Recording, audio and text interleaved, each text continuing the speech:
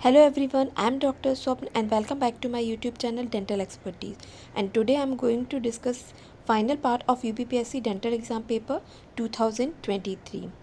Before that, आप सभी से रिक्वेस्ट है कि please like and subscribe my channel and click on the bell icon ताकि नोटिफिकेशन आपको सबसे पहले मिले. In which type of lesion eburnated dentin is scene.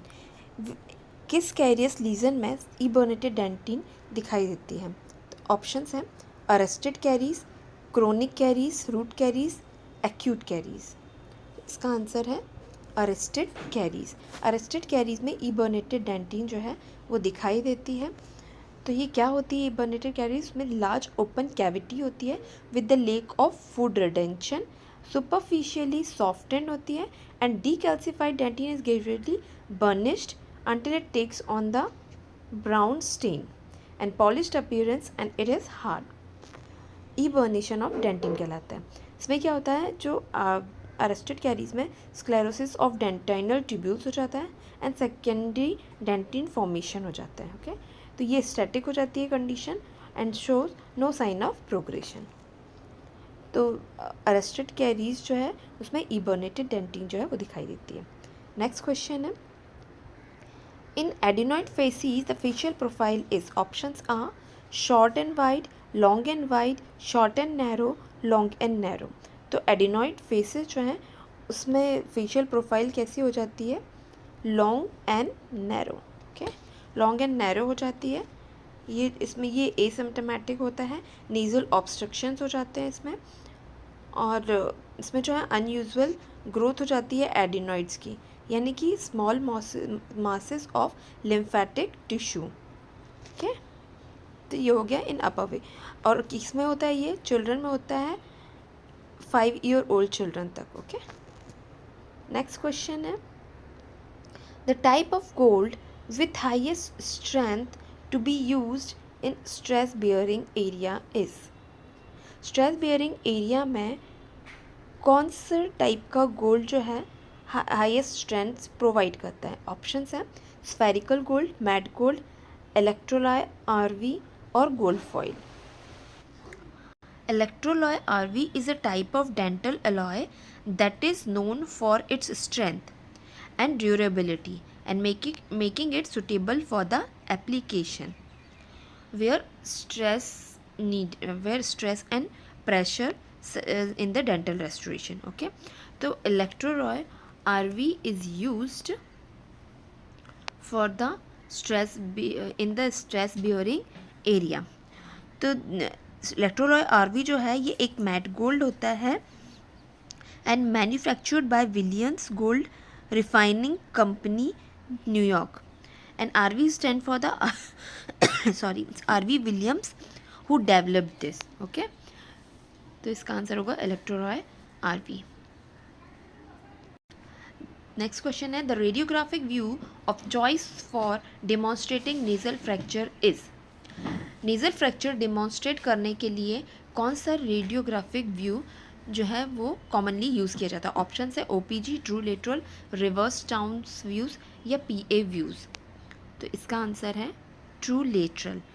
तो यूजुअली जो फेशियल रेडियोग्राफ होते हैं may not clearly reveal nasal fracture. In 1957 Gillies and Miller recommended waters view, जिसे ऑक्सीपिटोमेंटल व्यू भी कहते हैं, लेटरल व्यू या जिसे ट्रू लेटरल व्यू भी बोलते हैं, CT scan. These accurately demonstrate most nasal fracture and their displacement. Okay, तो इसका आंसर होगा ट्रू लेटरल, क्योंकि इसमें वाटर व्यू भी नहीं दिया है और CT स्कैन भी नहीं दिया है. नेक्स्ट क्वेश्चन है, torquing spring in orthodontics are used for. Torquing spring orthodontics में किस लिए यूज़ करते हैं? ऑप्शन है root movement of a tooth in mesiodistal direction, root movement of a tooth in labiolingual direction, crown movement of a tooth in mesiodistal direction और uprighting the tooth. तो टैक्विंग spring जो है वो मोस्टली यूज़ करते हैं root movement of a tooth in labiolingual direction. तो ये आपको दिखाई दे रहा है यहाँ पे, ये जो बीच में जो वायर गया है वो है मेन आर्च वायर, जो कि 0.020 इंच ऑस्ट्रेलियन वायर से बना हुआ है, और बीच में ये जो स्प्रिंग्स दिखाई दे रहे हैं वो हैं किससे बने होते हैं? 0.018 इंच ऑस्ट्रेलियन वायर से। And the torquing spring is activated by hooking it beneath the power arm. Okay, तो ये क्या काम करते हैं? Root movement of a tooth in labiolingual direction या बक्कोलिंगुअल डायरेक्शन कह सकते हैं। नेक्स्ट क्वेश्चन है, the substance essential for transfer of fatty acid across the mitochondrial membrane is.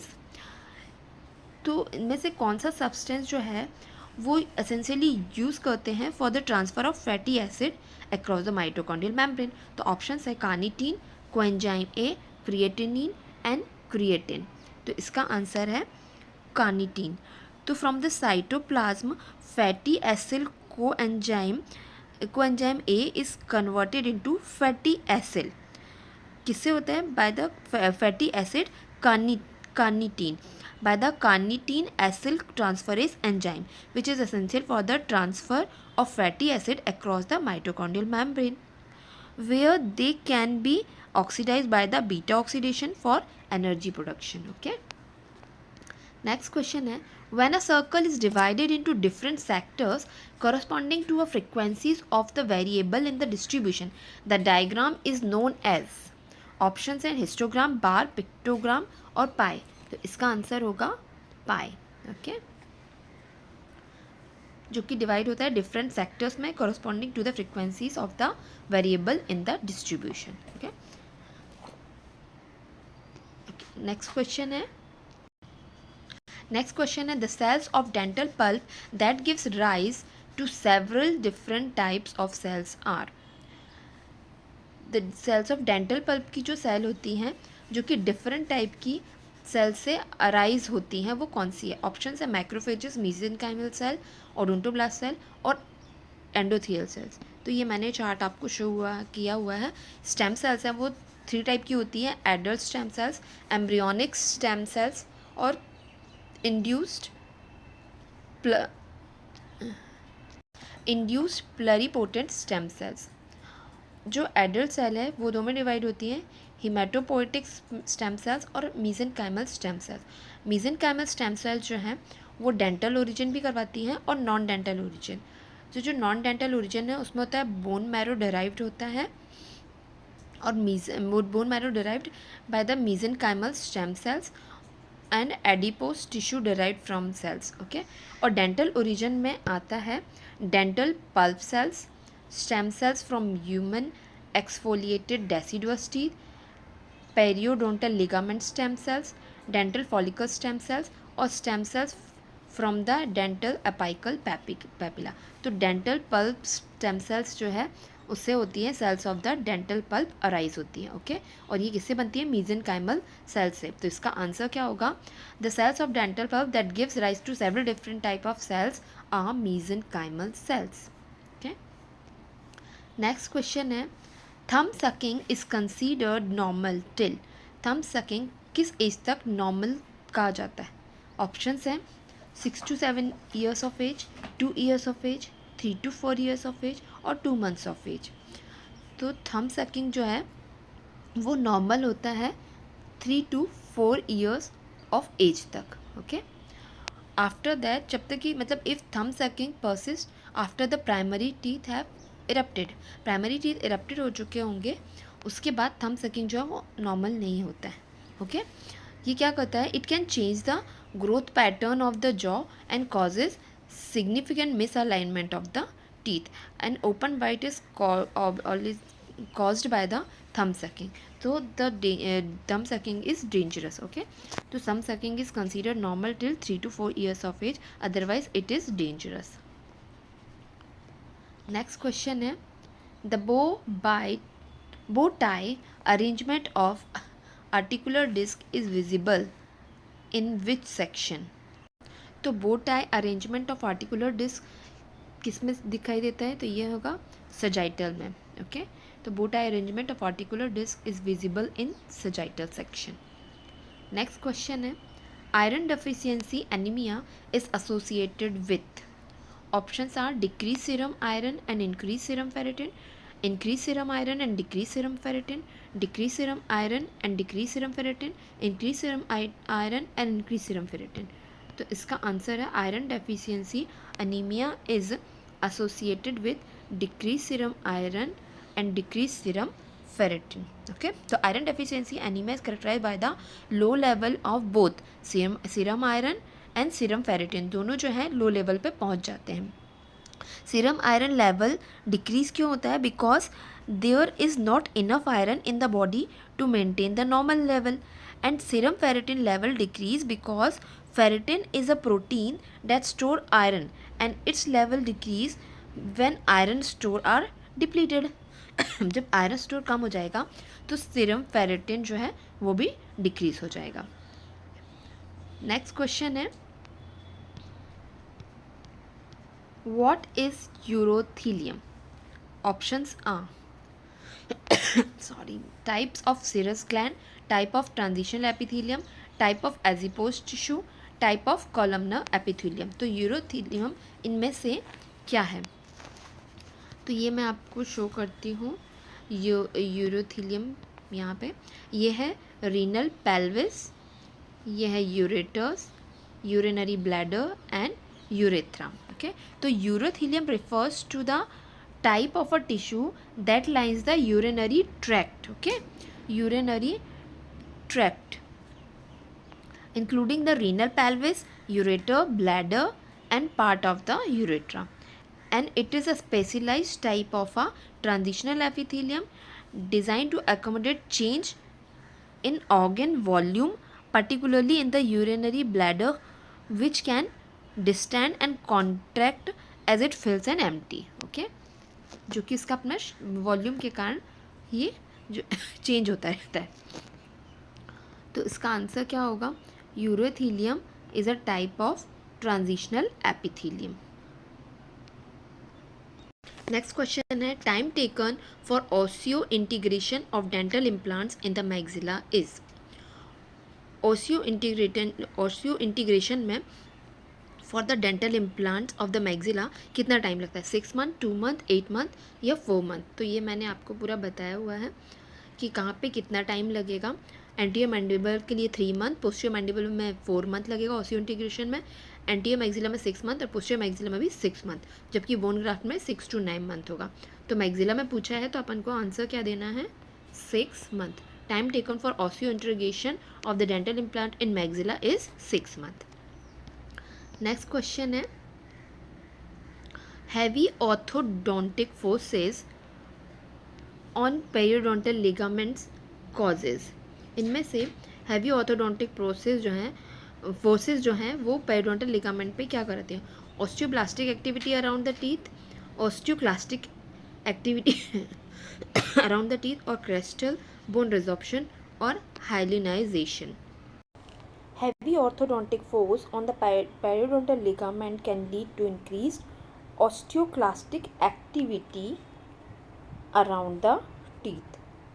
Osteoclasts are cells that break down the bone. Okay, osteoclastic activity को बढ़ा देता है. Next question है tetracycline in children. Tetracycline in children causes. Tetracycline children में क्या करवा देता है? ऑप्शन है missing teeth, discoloured teeth, peg teeth और कैल्सिफिकेशन.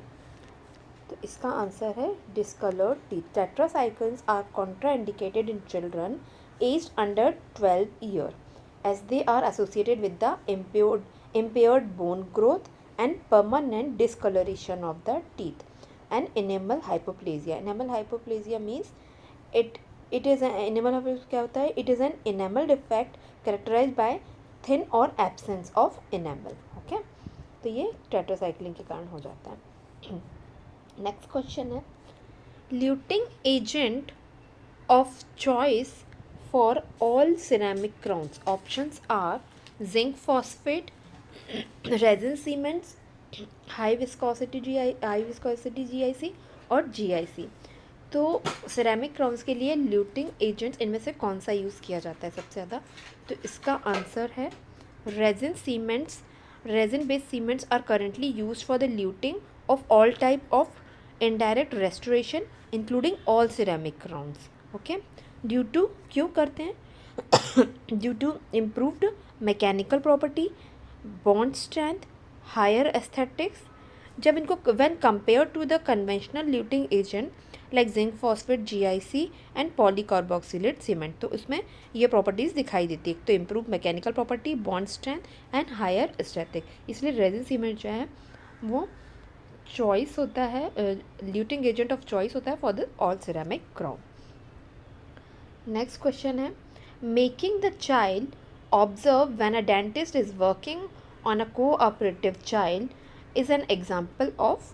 ऑप्शन है मॉडलिंग, रीइंफोर्समेंट, डिसेंसिटाइजेशन और एसोसिएशन। तो इसका आंसर है कि मॉडलिंग।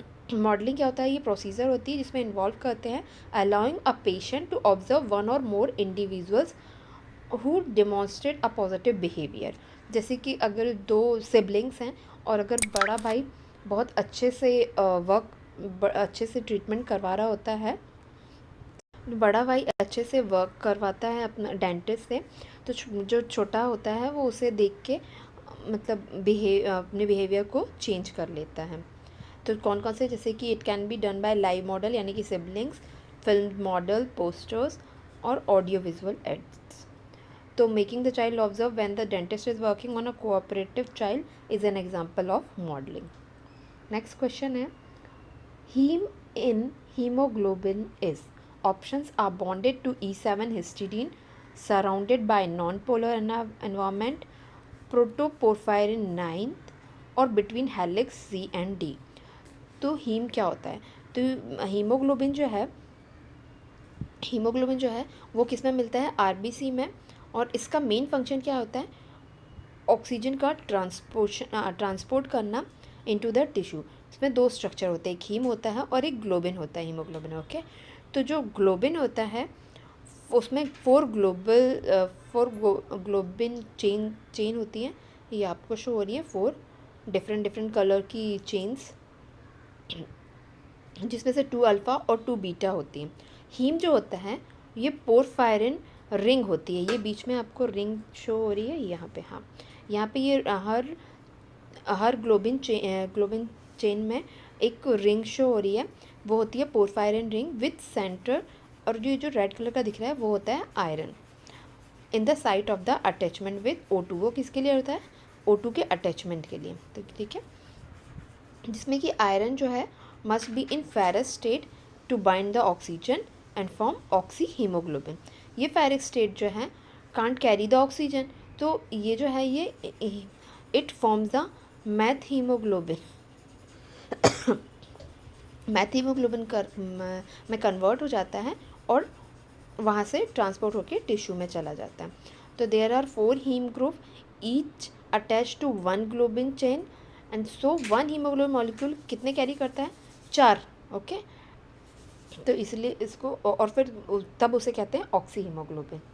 तो ये कौन सी रिंग होती है हीम में? हीम क्या होती है एक्चुअली? प्रोटोफायरिन 9 या पोरफायरिन रिंग कहते हैं। नेक्स्ट क्वेश्चन है, endogenous wear and tear pigment. Options are haemosiderin, bilirubin, lipofuscin and melanin. तो endogenous wear and tear pigment क्या होते हैं? तो देखो 2 टाइप के पिगमेंट होते हैं, एंडोजीनस पिगमेंट और एक्सोजीनस पिगमेंट। तो जो एक्सोजीनस होते हैं वो इनहेल्ड पिगमेंट होते हैं, इंजेस्टेड पिगमेंट होते हैं, इंजेक्टेड पिगमेंट होते हैं, जो कहाँ से मिलते हैं? From the outside of the coming from the outside the body. और एंडोजीनस पिगमेंट होते हैं जो कि सिंथेसाइज होते हैं with in the body itself. वो कौन कौन से होते हैं? मिलेनिन लाइक पिगमेंट, जैसे कि एल्कैप्टोन्यूरिया, ड्यूबिन जॉनसन सिंड्रोम में। हीमोप्रोटीन डिराइव्ड पिगमेंट्स कौन कौन से होते हैं? हीमोसिडेरिन, एसिड हेमेटिन, बिलीरुबिन, पोरफायरिन्स। ओके, और होता है लाइपोफिशिन, जिसे कि वियर एंड टियर पिगमेंट कहते हैं। ओके, तो इसका आंसर होगा endogenous wear and tear pigment is lipofuscin. Next question है, which of the following is not a fungal infection of the oral cavity? Option है हिस्टोप्लाज्मोसिस, ब्लास्टोमाइकोसिस, पैराकॉक्सीडियोसिस और actinomycosis. तो ये ओरल फंगल इन्फेक्शन के ये list दी हुई है, उसमें कैंडिडियासिस, एस्पाजिलोसिस, क्रिप्टोकोकोसिस, हिस्टोप्लाज्मोसिस, ब्लास्टोमाइकोसिस और पैराकॉक्सीडियोसिस भी है।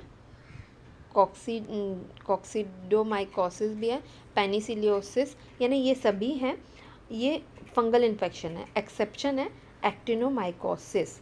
तो इसमें पूछा गया है कि which of the following is not a fungal infection, तो उसका आंसर होगा एक्टिनोमाइकोसिस। क्योंकि एक्टिनोमाइकोसिस क्या है, actinomycosis is a rare sub acute to chronic infection caused by the gram negative filamentous non acid fast anaerobic, जो कि क्या होता है इसमें माइक्रो एरोफिलिक बैक्टीरिया के कारण होता है। ये एक्टिनोमाइकोसिस जो है कौन सा बैक्टीरिया होता है, एक्टिनोमाइसिस बैक्टीरिया के कारण।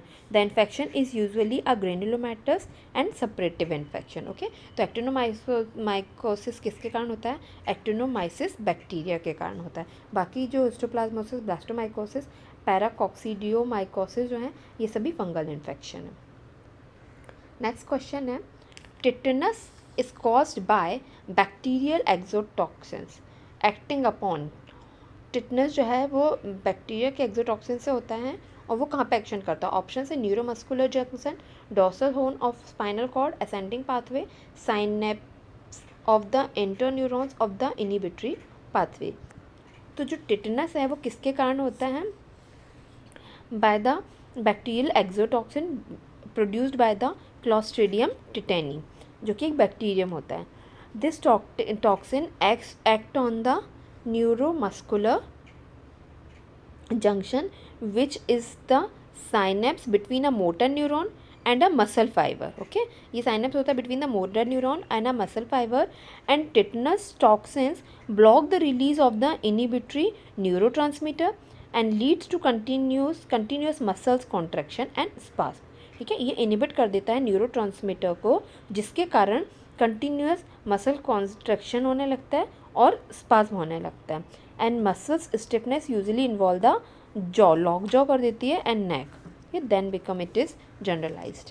तो tetanus is caused by the bacterial exotoxin acting upon neuromuscular junction. Next question है, deficiency of ascorbic acid result in. Options है जॉइंडिस, स्कर्बी, फीवर और एनीमिया। तो एस्कॉर्बिक एसिड की कमी के कारण क्या हो जाता है, स्कर्वी, जिसे विटामिन सी की डेफिशिएंसी भी बोलते हैं एस्कॉर्बिक एसिड को। ओके, नेक्स्ट क्वेश्चन है, rifampicin resistance in pulmonary tuberculosis is detected by. Rifampicin resistance जो है इन पल्मोनरी ट्यूबरकुलोसिस में किसके द्वारा डिटेक्ट होता है। ऑप्शन है NAT means nucleic acid amplification test, HRCT test, bacterial culture for sputum for AFP smear. तो rifampicin resistance in pulmonary tuberculosis is detected by NAT means nucleic acid amplification test.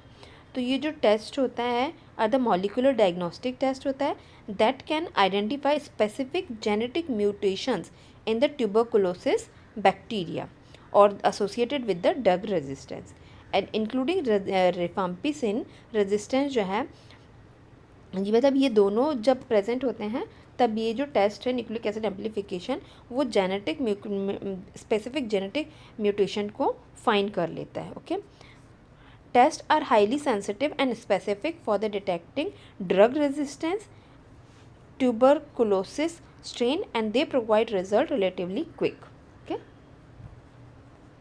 next question है, presence of osteoproteogerin and rankle in periodontal ligament suggest. Option है periodontal ligament destruction, cementogenesis, periodontal ligament formation और cementum resorption। तो जो presence होगी ऑस्टियोप्रोटीगेरिन की and रैंकल क्या होता है, receptor activator of nuclear factor kappa beta ligand. Okay, तो ये जो इनकी प्रेजेंस जो है वो पेरिडोंटल लिगामेंट में क्या करवाती है। तो ये जो है रैंकल जो है यानी कि receptor activator of nuclear factor kappa beta ligand एक ये प्रोटीन होता है that promote the resorption of a bone, जो कि बोन रिजॉर्प्शन को प्रमोट करता है, एंड अदर मिनरलाइज्ड टिश्यू। ठीक है, सच एज सीमेंटम। इन सब के रिजॉर्प्शन को ये प्रमोट कर रहा है, बोन रिजॉर्प्शन को और सीमेंट रिजॉर्प्शन को।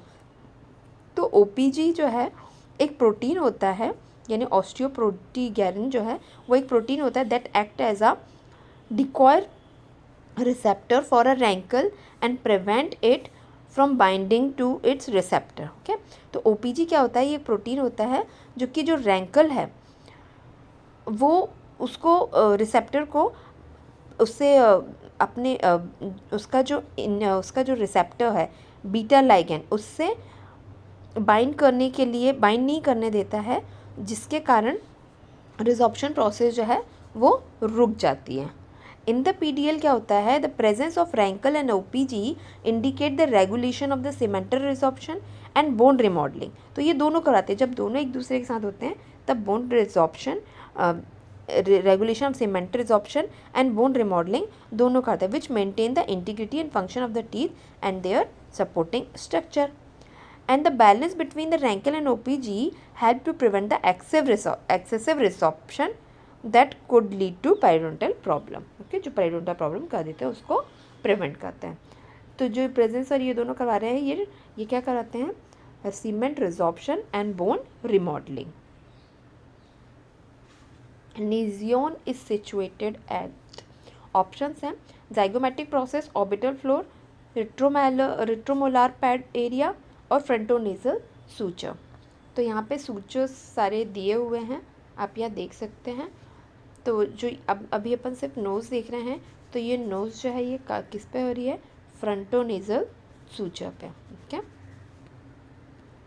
तो nasion is situated at frontonasal suture. Okay, next नहीं है, ये लास्ट क्वेश्चन था इस फाइनल पार्ट का। अगर आपको ये वीडियो पसंद आई तो please like and subscribe my channel. Thanks for watching.